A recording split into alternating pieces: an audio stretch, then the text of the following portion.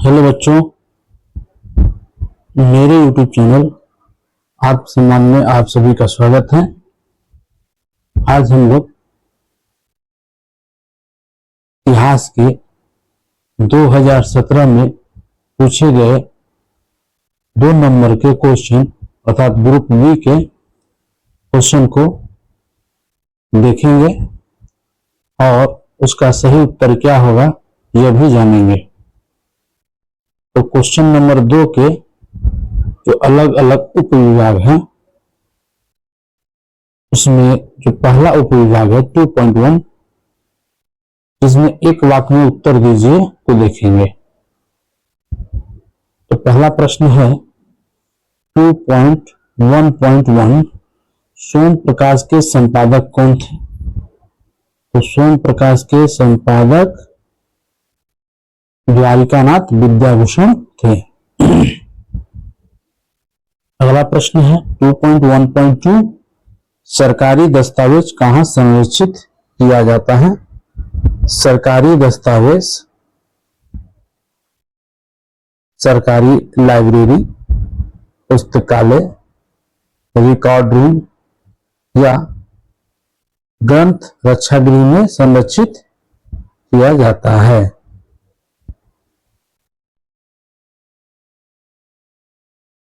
अगला प्रश्न 2.1.3 बंगाल में किस सदी को नवजागरण सदी कहा जाता है?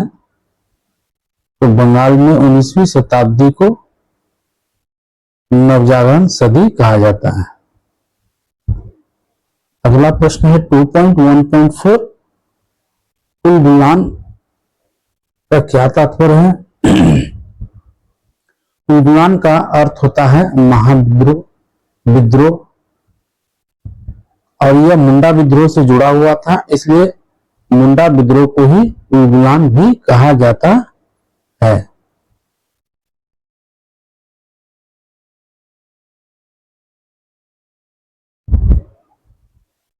अगला प्रश्न है 2.2 उपविभाग 2.2 को देखेंगे, जिसमें सत्य असत्य करना होता है।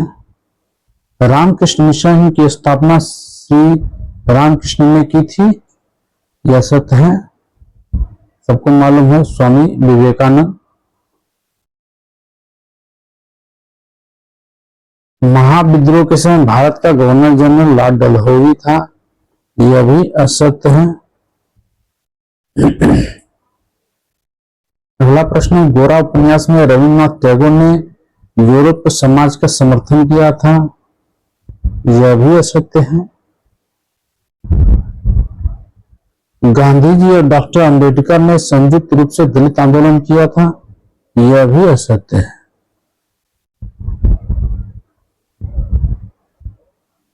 अब हम लोग आते हैं उपविभाग 2.3 क स्तंभ के साथ ख स्तंभ मिलाइए।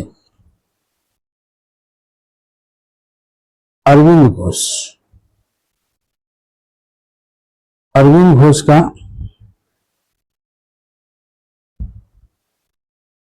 आजाद Hind Fauj, Bengal national school and college,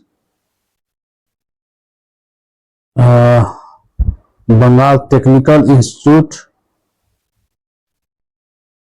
Rashid Hindu Mela, इसमें से किससे इनका जो है, तो इनका जो है अरविंद घोष का Bengal national school and college, ये इधर से इधर आ गया। अच्छा, दूसरा है तारकनाथ पाली का संबंध इसमें किससे है? तो तारकनाथ पाली का संबंध बंगाल टेक्निकल इंस्टीट्यूट से है, ये भी इधर से इधर आ गया है। उसके बाद नव गोपाल मित्र का संबंध किससे है? हिंदू मेला से है। रशीद अली का किससे संबंध है? आजाद हिंद फौज से है।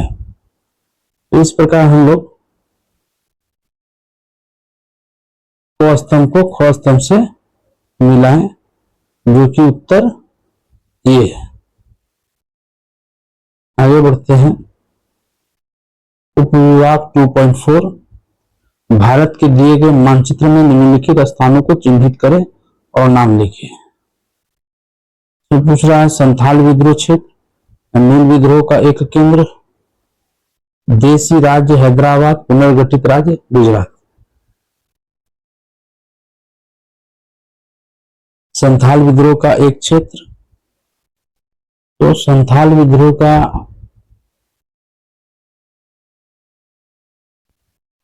ये हम लोग देखेंगे, ये एरिया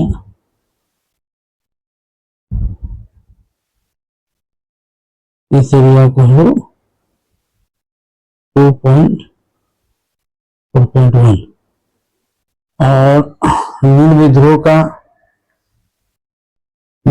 का एक क्षेत्र बांग्लादेश में देखेंगे इस जगह पर 2.4.2। फिर उसके बाद से हैदराबाद, तो ये एरिया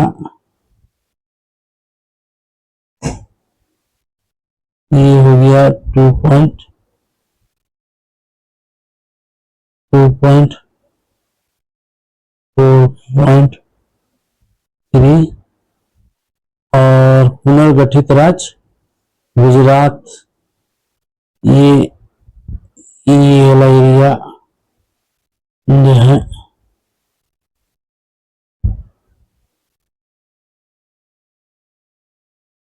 ये हो गया 2.4.4 गुजरात। तो इस प्रकार हम लोगों ने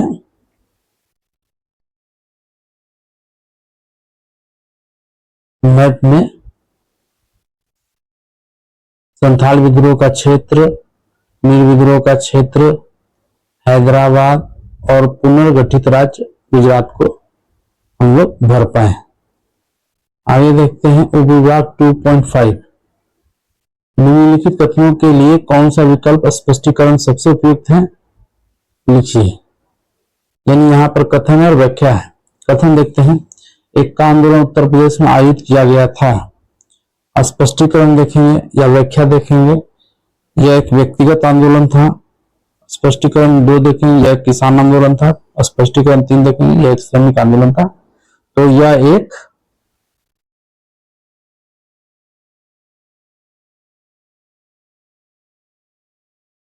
एक किसान आंदोलन था। नेक्स्ट क्वेश्चन में आते हैं 2.5.2 कथन, भारत सरकार ने 1929 में मेरठ षड्यंत्र केस शुरू किया था। तो इसका स्पष्टीकरण क्या है, इसका उद्देश्य क्रांतिकारियों का दमन करना था। स्पष्टीकरण 2 या व्याख्या 2, इसका उद्देश्य सविनय अवज्ञा आंदोलन का दमन करना था। और स्पष्टीकरण 3, इसका उद्देश्य पूरे देश में कम्युनिस्ट गतिविधियों का दमन करना था। तो इसका सही उत्तर है कि स्पष्टीकरण 3, इसका उद्देश्य पूरे देश में कम्युनिस्ट गतिविधियों का दमन करना था। आगे बढ़ते हैं 2.5.3 कथन, 20वीं सदी के भारत में उपनिवेशवाद विरोधी आंदोलन में वामपंथियों ने महत्वपूर्ण भूमिका निभाई। व्याख्या देखेंगे, वामपंथी जमींदारों और उद्योगपतियों के समर्थक थे।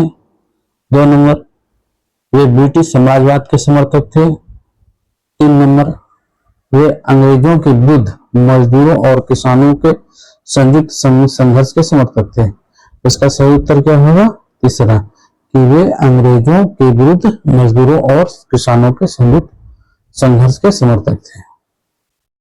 आगे देखते हैं 2.5.4 कथन है, भारत में महिलाओं ने पहली बार बंगाल के विभाजन विरोधी आंदोलन के दौरान राष्ट्र आंदोलन में भाग लिया। व्याख्या क्या है, पहला व्याख्या है क्योंकि वे गांधी जी से प्रेरित थे। व्याख्या 2 क्या है, क्योंकि वे अरविंदो घोष की क्रांतिकारी विचारधारा से प्रेरित थे। तीसरा है क्योंकि वे विदेशी वस्तुओं का बहिष्कार करना चाहती थी। तो इसका उत्तर है व्याख्या 3 की क्योंकि वे विदेशी वस्तुओं का बहिष्कार करना चाहती थी और स्वदेशी वस्तुओं का इस्तेमाल करने के लिए हर प्रयास की। तो इस प्रकार हम लोग 17 के क्वेश्चन नंबर 2 को देखें। धन्यवाद।